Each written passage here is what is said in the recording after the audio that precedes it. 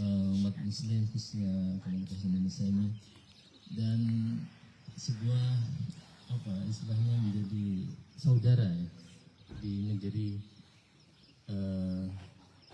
lain ya, di negara Amerika ini. Inshallah. So the Sheikh says, Assalamu alaikum to everyone. He begins with the praise of Allah subhanahu wa ta'ala and the sending of peace and blessings upon the Prophet Muhammad sallallahu alaihi wasallam.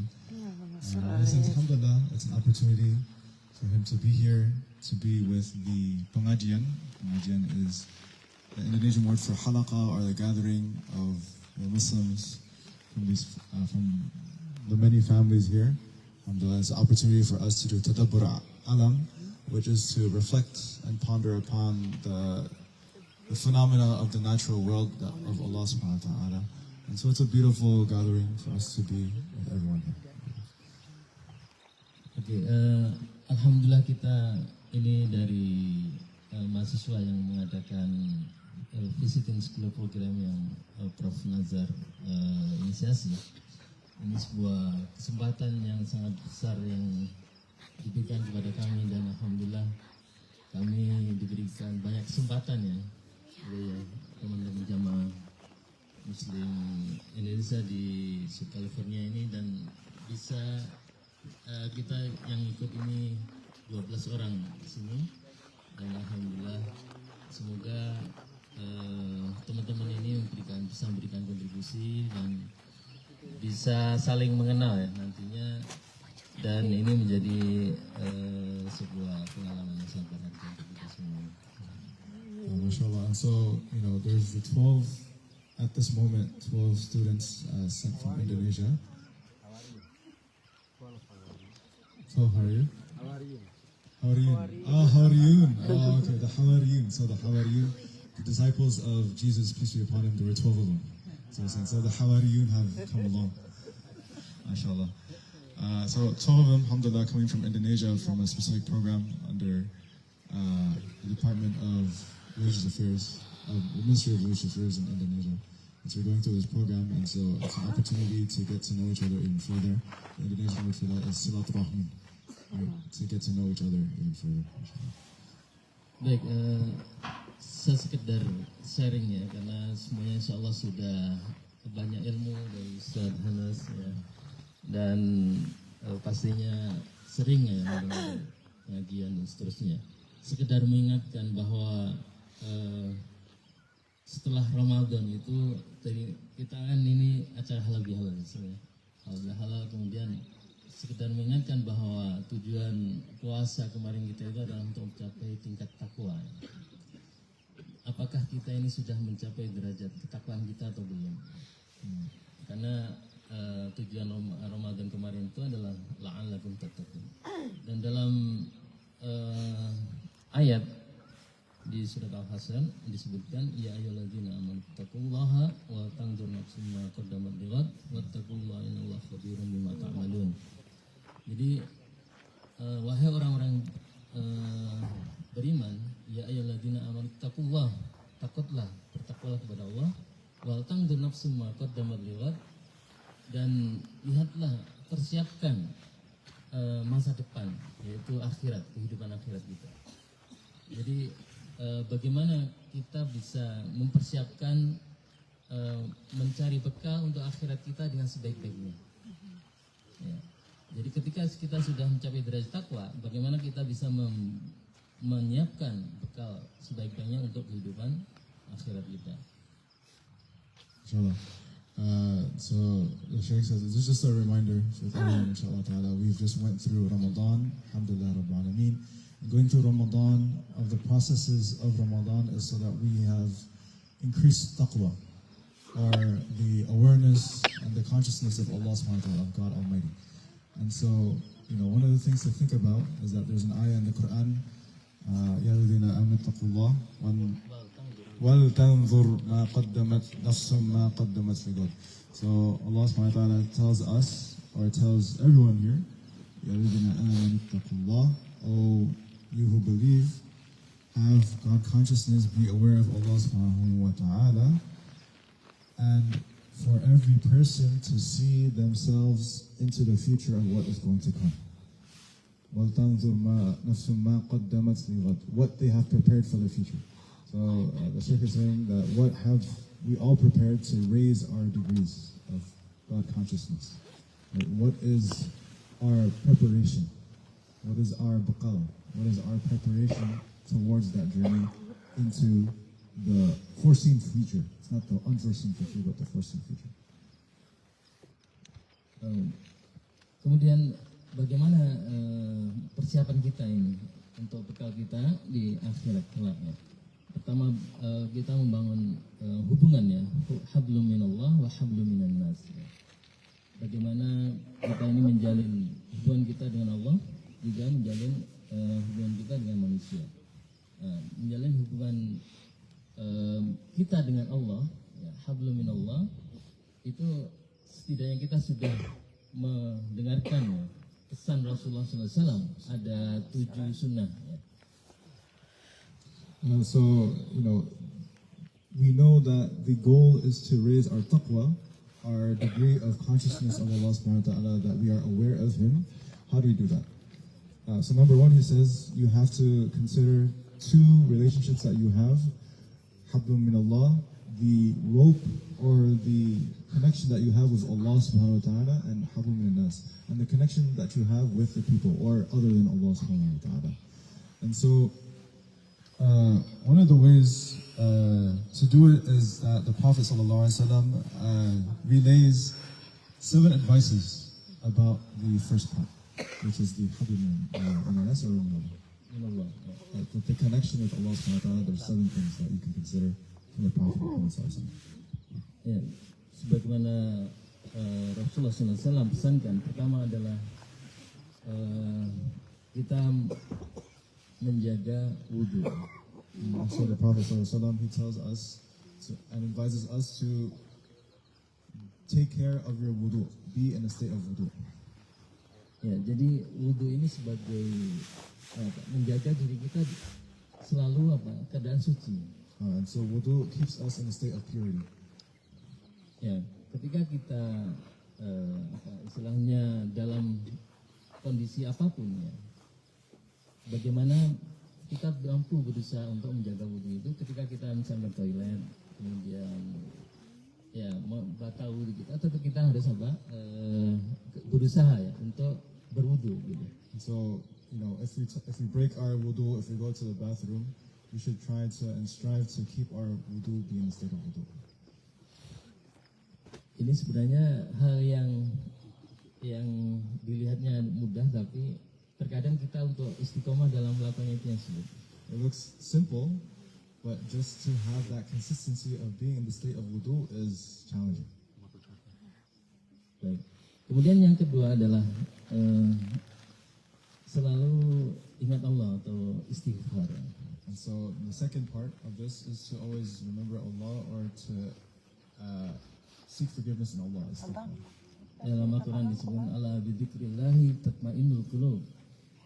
Allah subhanahu wa ta'ala says, is it not with the remembrance of Allah that brings contentment and tranquility of the hearts? Ya, ketika kita ingin tenang hati kita dalam kondisi apapun, kita selalu mengingat Allah subhanahu wa ta'ala. And that if we're seeking a sense of peace and contentment of the heart, that means that we have to be in the remembrance of Allah subhanahu wa ta'ala. Kemudian yang ketiga adalah bersedekah. And so the third part of this advice from the Prophet ﷺ is to give sadaqah or to give charity. Ya, karena dalam Al-Quran disebut alladzina yunfikuna amwalahum fi sabilillah kamathal habbatin ambatat sab'a sanabila fi kulli sumbulatin mi'atu habba. Jadi ketika kita yakin kepada Allah dengan memberikan sedekah ya, setiap hari misalkan dirutinkan gitu, insya Allah akan melipatkan banyak gantinya ya. Kalau dalam ayat tadi satu ibarat kita sedekah 1, Allah lipatkan menjadi 300. So the Shaykh says from Prophet ﷺ of giving charity, there's a metaphor of how when you give charity, it's like a seed and that grows into right? So it grows into 7 stems, and then each stem has 100 seeds. So from that, you see how much of what is brought back in just giving one thing. 700 from one. Baik. Kemudian yang keempat ya. Yang keempat adalah selalu membaca Al-Quran. So then the fourth one is from the series of advices of the Prophet ﷺ is to recite the Quran. Read the Quran. Ya, karena dalam sebuah hadis disebutkan bahwa man qara'a harfan min kitabillah falau hasana wal hasanatu bi asri amsalha. La aqul alif lam harf walakin aqul alif harf wa lam harf wa mim harf. Jadi ketika kita membaca Quran itu beda dengan kita membaca WA, membaca tulisan, artikel, Quran dan seterusnya. Karena Rasulullah jelaskan bahwa ketika kita membaca Al-Quran, Allah akan berikan balasan hasanah. Satu la aqul alif lam harfun, bukan berarti saya katakan alif lam mim itu satu huruf, tapi alif satu huruf, lam satu huruf, dan mim satu huruf, dan dikalikan setiap huruf 10 kali lipat pahala. MashaAllah. So Shaykh as well, he refers to the Prophet's hadith, the Prophet ﷺ, where every letter of the Quran, one letter, is equal to 10 rewards in reciting it. So it's not saying alif lam mim as what I recited. So that alif lam mim is not on its own one, but every alif and every lam and every mim is 1 times 10. So it's different from when you're reading every single letter from a WhatsApp group or a message or a text and so forth. So, mashallah, the opportunities are many. Baik. Yang selanjutnya nomor 5 adalah sholat tahajud. So the fifth one is to pray tahajjud, as we did, mashallah. Ya, karena Allah sebutkan dalam Al-Quran wa minal laili fatahajjad bihi nafilatan lak asa ayyam afaka rabbuka maqama mahmuda. Jadi bangunlah ketika sebagian di sepertiga malam terakhir itu untuk melakukan tahajud, ya. Karena dengan tahajud itu Allah akan menjadikan kalian ditempatkan di tempat yang mulia di sisi Allah SWT. And so, this fifth advice is about doing tahajjud or the night prayers. And so Allah subhanahu wa ta'ala, it's referred in the Quran that Allah says to wake up a portion of the night and you will be in a station, a rank of those that are praised by Allah subhanahu wa ta'ala. Kemudian yang keenam adalah sholat duha. And the sixth one is to pray the duha prayers. Ya, sholat duha ini bagian dari sholat di pagi hari, ya, setelah matahari terbit di setinggi di galah, ya. Dan ketika kita rutinkan untuk sholat duha itu, insya Allah Allah akan mudahkan rezeki kita, ya. And so, of the benefits of the duha prayer, which is done, after the sunrise, Allah subhanahu wa ta'ala will make our wealth ease in